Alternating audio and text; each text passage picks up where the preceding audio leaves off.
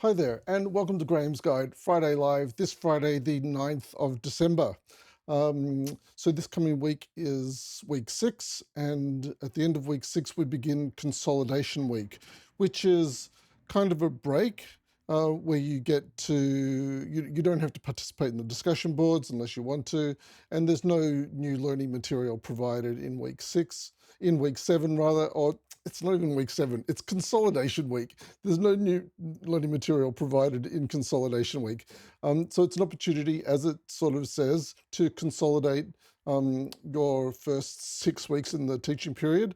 And then, we hope that you're able to take a break.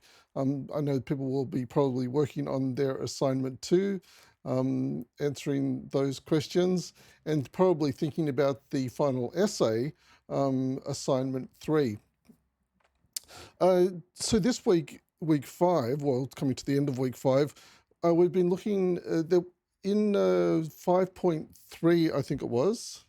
Let me just go across to my agenda and get myself sorted here.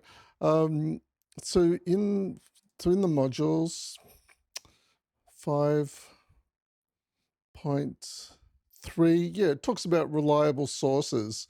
And it's using Metzger, and I've provided a link to Metzger in the week 5 discussion board, but I just wanted to go in a bit further and look more deeply at types of sources. So if I go to the discussions, I've just updated the assignment 2 and assignment 3 discussion with an extra resource. Assignment 2, um, and then we'll go into group 10. And if you scroll down, there's this new resource here called types of sources. If you click on that, it will open up a document that I created. I found a document online that I really liked, and then I improved upon it for our usage here. Let me just make that a little bit bigger. There we go. Alrighty, now on this occasion, you really will need to be on a large screen. You're not going to be able to see this on your telephone, I doubt. So if you've got a larger screen available to you, desktop monitor, that would be ideal. We're going to be looking at types of sources, general, professional, and academic. And if I start here on the right-hand side, the internet is, so this list from left to right, the most academic sources are on the left and the least academic sources are on the right, except for the internet, which contains a mixture of everything. So you can get the worst possible sources on the internet, but you can also get best possible sources as well. So you have to be discerning when you're looking over the internet for sources to support your writing. And that's what we use sources for. So in academia, we create knowledge based on knowledge that has come before us. So you might have an idea about something. Well, you need to, in academia, support that idea with evidence, and that evidence is going to come from people who've already done work, possibly in the area that you're talking about. If work is not done in the area that you want to write about, then you can say, look, there's a gap in the knowledge, and I'm providing this information to fill that gap in the knowledge. And that's what happens in a PhD. And in fact, that's what a PhD is all about. It's about creating new knowledge that will be peer reviewed, because it's going to be examined by experts in the field, and those experts are going to cast a judgment on your PhD as to whether it has created new knowledge or not. And if it passes as a PhD, then that is added to the knowledge of the world and is available. You can make that available for other people to read. Anyway, back to the sources that you will use if you go on to do a PhD. Well, even in your essay and in your assignment 2, you will need to use supporting evidence to support your argument.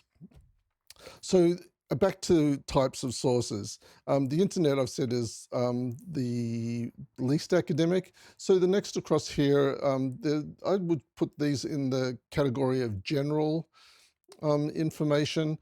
That's newspapers and popular magazines. And newspapers include, like, well, the Washington Post. I've got some examples here: the Washington Post, the China Daily, the Sydney Morning Herald. And popular magazines include things like Reader's Digest, Australian Geographic, Newsweek.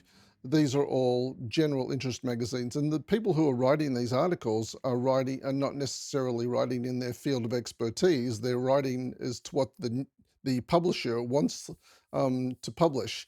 So the reason why these are preferably not used in academic sense is because the person is not necessarily writing in their expertise, and also they're writing for a general audience. So they don't have the level of depth that we require to support academic writing.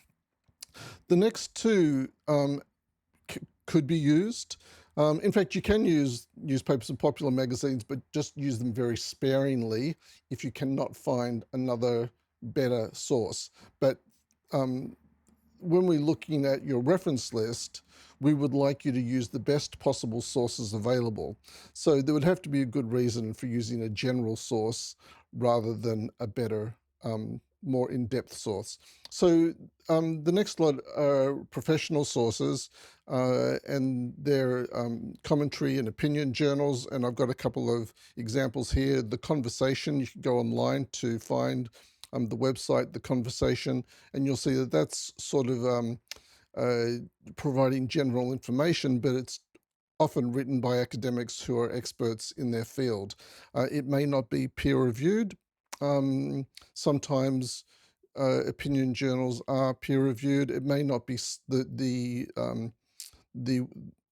what has been written. Let's call it a chapter in a book or something like that.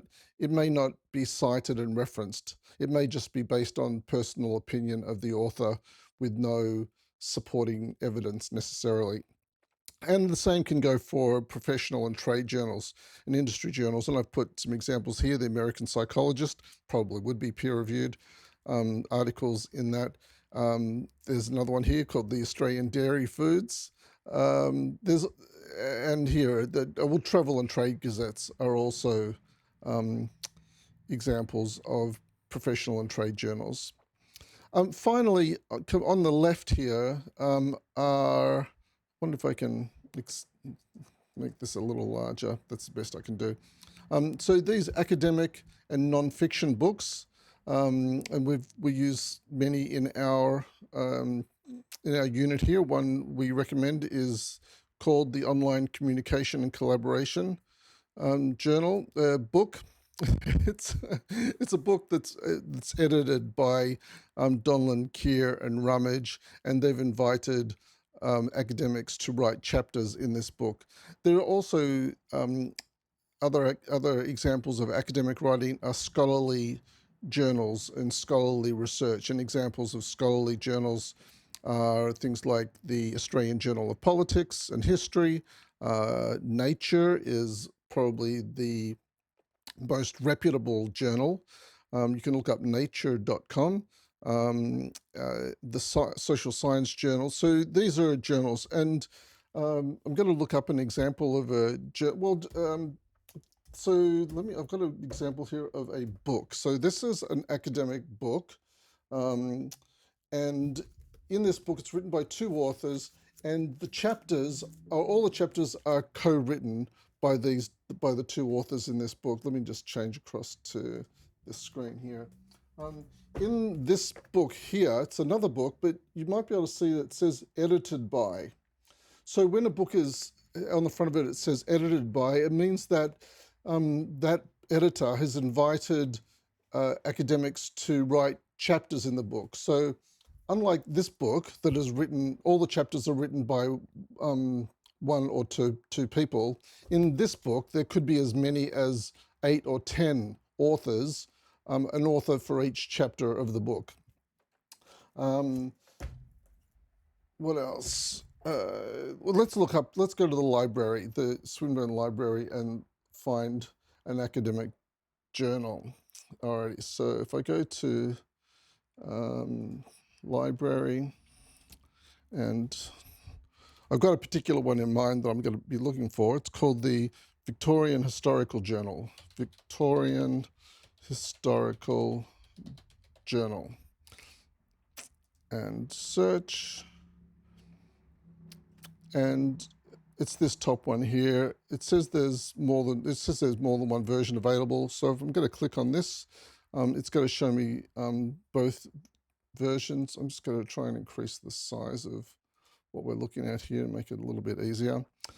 So this first one, it says it's peer reviewed, so that's great. And we can access all the editions from 1987 onwards. This second one here, it says not peer reviewed. Some articles may be and some articles may not be. And you can see what's covered here is from 1975 to 82 and from 1983 to 86. So not all the information is here. So if we wanted to see the most recent of the Victorian Historical Journal, we would be better off choosing this top one. So I'm just going to click into here. And this will take us to more information about the journal and where we can find it available online. So I'm just going to click on one of these two, probably doesn't matter which one, to access this journal online. So the journal is probably, well, I know it's actually a physical journal, but it's also a digital version available. And this is the journal here. This is the latest episode, June 2022. And if I click on that, you will see it comes up here. And this one over here on the left, it shows you what is in it, the table of contents. There are obituaries, so people who have recently passed, who are possibly members of this historical society. And if we click here on articles, it takes us down to the articles that have been written that we can read, and you can find here. And there's one here called On the Street Where I Live, and I'm going to try and find that in the actual journal in a moment. If I just scroll back to the top here, you can see the journal there. This is the actual physical journal here. I'm just going to go across to this so you can see this is the actual journal. It's actually, this is published as a book. Some journals are published as magazines. This one is published as a book. And if I go into this book to page 99, this is page 99 of the book, and it's this On the Street Where You Live, Walking the Windsor Park. And if I go into this online version and click on, back here to articles and down here to On the Street Where I Live, I can then click on here PDF e-publication. That will give me exactly the same as what's in the hard copy version on page 99. You can see here, page 99, this is the same thing, On the Street Where I Live.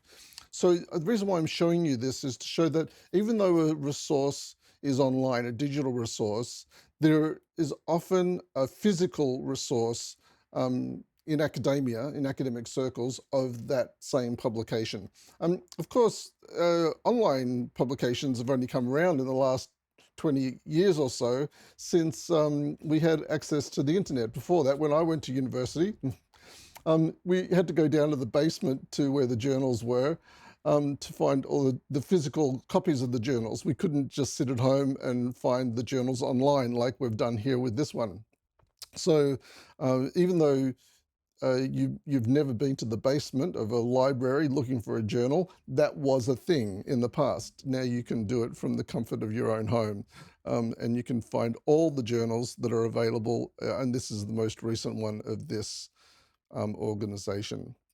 So the other thing I wanted to quickly show you here, that in some of these places where that make the journals available, you can also get the reference. So if I click on Export Citation, this is showing me the full reference. It is giving it in APA style, 6th, so we really want 7th APA 7th use, but it's showing it also available here in um, MLA style and Harvard style. It changes it. So if I click on APA 6th, this is, you could just copy and paste this into your reference list. Um, and that's how you could easily get the correctly formatted reference for this resource. So that's all I really wanted to show you.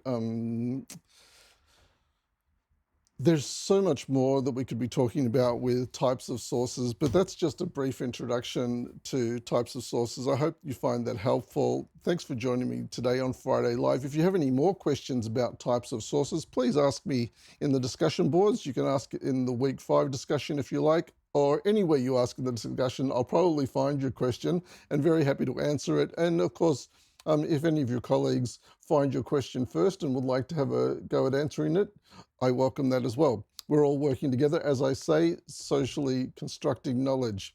Thanks for joining me, as I said today. I can never finish these off very smoothly, can I?